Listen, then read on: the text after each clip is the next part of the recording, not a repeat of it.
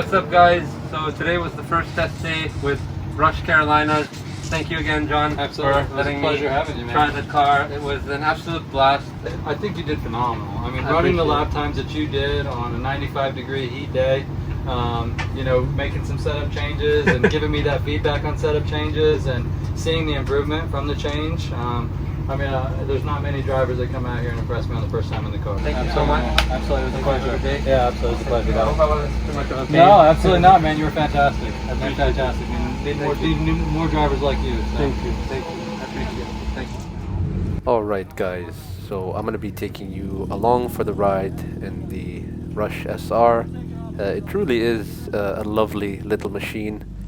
So the main reason I'm really excited about this test day is because this platform is supposed to be a very affordable racing series that's actually accessible by a normal person. So for all of you that don't know, racing is genuinely very, very, very expensive no matter what the division is. Even go-karting these days, the prices have gone up, things are getting crazy, and the numbers just don't make sense for your average person. That's just the reality, and it's very, very sad because there are many people out there who genuinely love this sport, and I really do believe some might have the talent and be good at it. Obviously we're born with different skill sets and capability to learn, but in general, I really do feel like the sport is becoming just kind of marginalized and available to only a select group of people.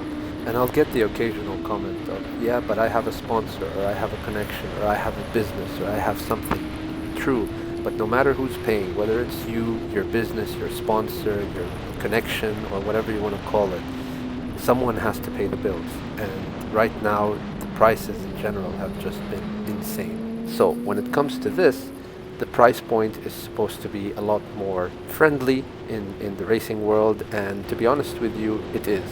And honestly, when it comes to racing, the cost of the car is genuinely nothing. A lot of people who are looking to get into it first look at the price of the car, and they look at a car and they say, oh, this is 50, 60, 70, 100, 200, I can afford that. But the thing is, with racing, you buy the car a few times over in a whole season, and that's if nothing goes wrong. That's if there's no accidents, no nothing. If you total a chassis, you're basically down whatever you paid for in the beginning. Yes, you might be able to salvage some parts like wheels, engine spares, things like that, but in general, the bill is usually quite high. Now with the Rush series, this whole car, I believe, is around $50,000 to $60,000, something like that, and that's brand new. You can probably find them for less. And again, don't quote me on those prices. That's just from my discussion. That's what I've been, told.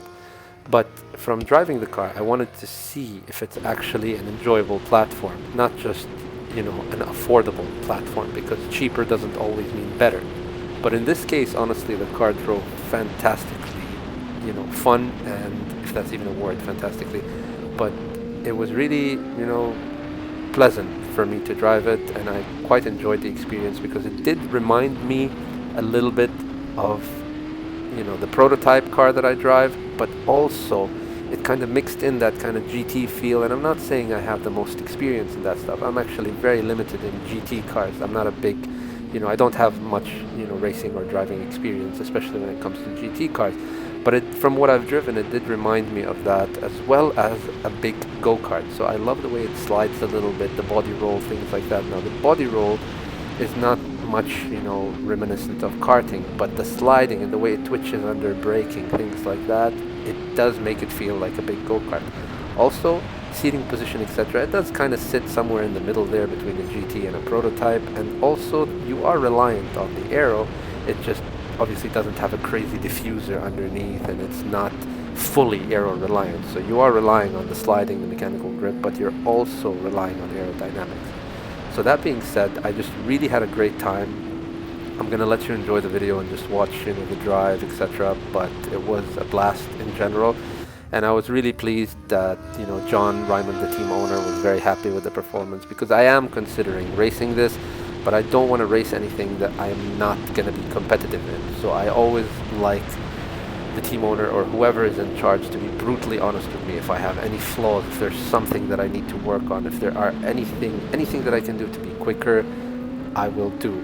I did end up, talking and changing a lot of the setup on the car, and to be honest, I was very happy with the setup changes, because I had some complaints in the beginning of, understeer in some places and the way the car behaved, and from the rear it slid in the places where I didn't want it to slide. But with the little minor adjustments that we made, based on the feedback that I gave, the car, I think, went more than half a second faster, so I was very pleasant. That also could be me getting quicker throughout the day, but I doubt it because I do know this track and I kind of got familiar with the car very quickly. And that's something I liked about the car as well, is that it was very inviting.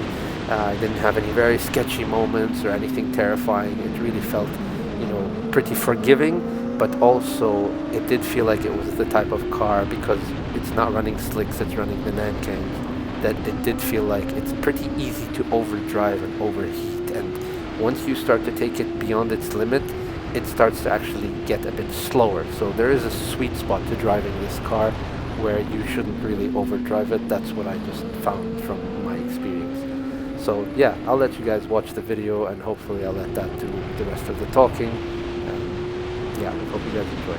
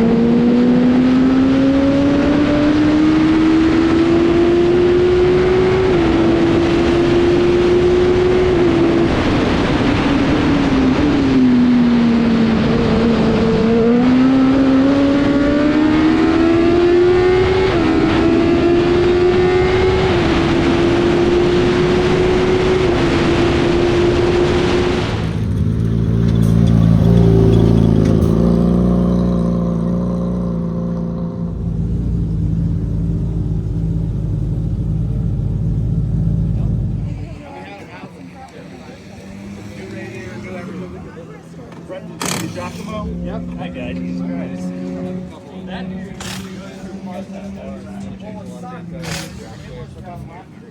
First time in the car. I drove John crazy, so I apologize, John, because every time I was annoying him so much. He had to change so much on the car. I kept asking him for, hey, I need this change. I need what that. we do. Because it could have gone the other way. It Could could have. have been like a Every second positive worse. change comes with a negative. Yeah, for sure. So I really appreciate you guys, giving me the chance to drive these cars. It was a really good test day. Yeah, it was. Had some fun with some of the other guys. It was interesting, and I really enjoyed it. Wish me luck. Hopefully we make it happen. Absolutely, man. I hope so. I'd love to see it out there. I'll show you guys the cockpit of the car. It's basically a mix between a prototype and a go-kart, like a Radical or a go-kart. It's hard to explain, but it's a really, really neat platform. How many cars are on grid? 60? 50? Yeah, so about 50 cars, sometimes 48, sometimes 53 we've had so far. Watkins Glen we have coming up here, we're expecting a 60 car field, give or take. So yeah, I mean, it's a lot of cars, one for us out here having fun. Yeah, one thing I'll point out on this one is obviously he was not driving the newer Trident series bar, which is right up there. It's a little bit more driver safety. It's like a triple halo, Yeah, though. it really because is, I don't. So it's a Trident, so it's got your three fork there. But so all the cars racing next year will have these. The good thing is the cars that are not this way now are retrofittable. Nice. So we could just cut those bars off, weld on these bars, and you're off. So. Is it obstructive at all? Because it does look kind of big. I'm not gonna lie. It looks pretty. So no, I mean I think as soon as you get in the car, obviously you'll notice it. But once you pull out of pit lane onto the track, the bar just disappears. It's amazing how your eyes can just shake around it. Like And it's just here. You don't even see Yep, it. that's exactly what it is. We're probably looking at capping ourselves around 9 or 10 cars next season. 9 or 10 cars just for one team. Yeah. So that's pretty cool. Yeah. And it's funny, we were talking about this. I always see these like cool looking cars, like especially like the BWT pink scheme. Yeah. Like I always saw other drivers driving pink cars, and I'm like, interesting. Like they're driving pink cars. I never thought that I would be the driver that's actually driving a pink car one day. So it's pretty cool. But I like it because it's bright and you can see me in your mirrors all the time. I'm trying to show you that I'm there. So I enjoyed it. Thank you so much. Absolutely, it was a pleasure. Yeah, absolutely, it was a pleasure.